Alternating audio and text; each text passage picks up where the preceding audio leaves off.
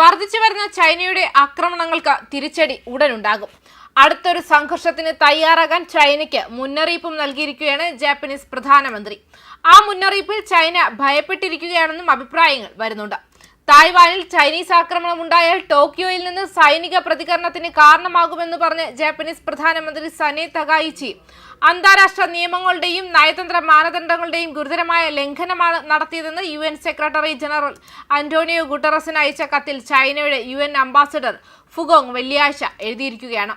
കടൽ തീരത്ത് ജപ്പാൻ സായുധ ഇടപെടൽ നടത്താൻ തുനിഞ്ഞാൽ അത് ആക്രമണമായിരിക്കും. ചൈനയുടെ UN ദൗത്യത്തിന്റെ പ്രസ്താവനയിൽ എഴുതി. UN ചാർട്ടറിനും അന്താരാഷ്ട്ര നിയമത്തിനും കീഴിലുള്ള സ്വയം പ്രതിരോധത്തിനുള്ള അവകാശം ചൈന ദൃഢനിശ്ചയത്തോടെ വിനിയോഗിക്കുകയും അതിന്റെ പരമാധികാരവും പ്രാദേശിക സമഗ്രതയും ശക്തമായി സംരക്ഷിക്കുകയും ചെയ്യും. ജനാധിപത്യപരമായി ഭരിക്കുന്ന തായ്വാനെ സ്വന്തം പ്രദേശമായാണ് ബീജിംഗ് കാണുന്നത്. ദ്വീപിന്റെ നിയന്ത്രണം ഏറ്റെടുക്കാൻ ബലപ്രയോഗം നടത്തുന്നത് തള്ളിക്കളയുന്നില്ല. ബീജിംഗിന്റെ അവകാശവാദങ്ങൾ തായ്വാൻ സർക്കാർ തള്ളിക്കളയുകയും ദ്വീപിലെ ജനങ്ങൾക്ക് മാത്രമേ അവരുടെ ഭാവി തീരുമാനിക്കാൻ കഴിയൂ എന്ന് പറയുകയും ചെയ്യുന്നു.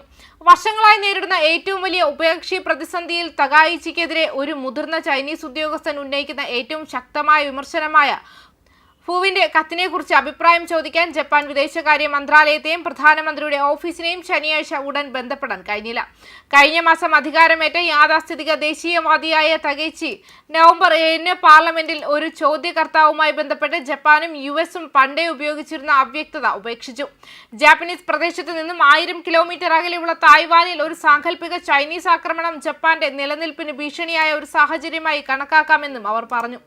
ഒരു ജാപ്പനീസ് പ്രധാനമന്ത്രിക്ക് രാജ്യത്തിന്റെ സൈന്യത്തെ വിന്യസിക്കാൻ അനുവദിക്കുന്ന നിയമപരമായ പദവിയാണിത്. തകൈച്ചിയുടെ പ്രസ്താവന ചൈനയുമായുള്ള പരസ്പര വിരുദ്ധമായ തർക്കത്തിന് തുടക്കമിട്ടു.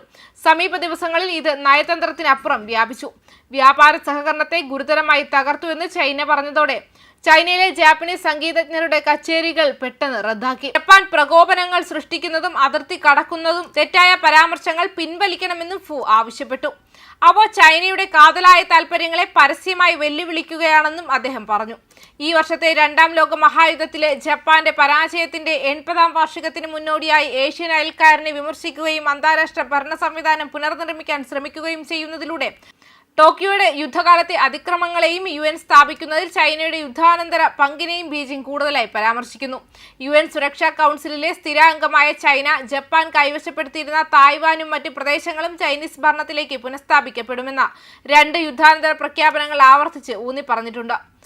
പോട്സ്ഡാം, കെയ്റോ പ്രഖ്യാപനങ്ങളാണ് തായ്വാന്റെ മേലുള്ള ചൈനയുടെ നിയമപരമായ പരമാധികാര അവകാശവാദങ്ങൾക്ക് അടിസ്ഥാനം. എന്നിരുന്നാലും പല സർക്കാരുകളും അവയെ നിയമപരമായി ബന്ധിപ്പിക്കുന്ന കരാറുകളല്ല, മറിച്ച് ഉദ്ദേശ്യ പ്രസ്താവനകളായാണ് കാണുന്നത്. മാത്രമല്ല 1949 മാവോ സേതുങ്ങിന്റെ കമ്മ്യൂണിസ്റ്റുകളായുള്ള ആഭ്യന്തര യുദ്ധത്തിൽ പരാജയപ്പെട്ടതിനെ തുടർന്ന് തായ്വാനിലേക്ക് പലായനം ചെയ്ത റിപ്പബ്ലിക് ഓഫ് ചൈന സർക്കാരാണ് ഈ പ്രഖ്യാപനങ്ങൾ ഒപ്പുവെച്ചത്. 1971 വരെ ചൈനയുടെ UN സീറ്റ് തായ്വാൻ കൈവശം വെച്ചിരുന്നു. പിന്നീട് അത് പീപ്പിൾസ് റിപ്പബ്ലിക് ഓഫ് ചൈനയുടെ ബീജിംഗ് സർക്കാരിന് കൈമാറുകയും ചെയ്തു. ന്യൂസ് ഡെസ്ക് കർമ്മ ന്യൂസ്.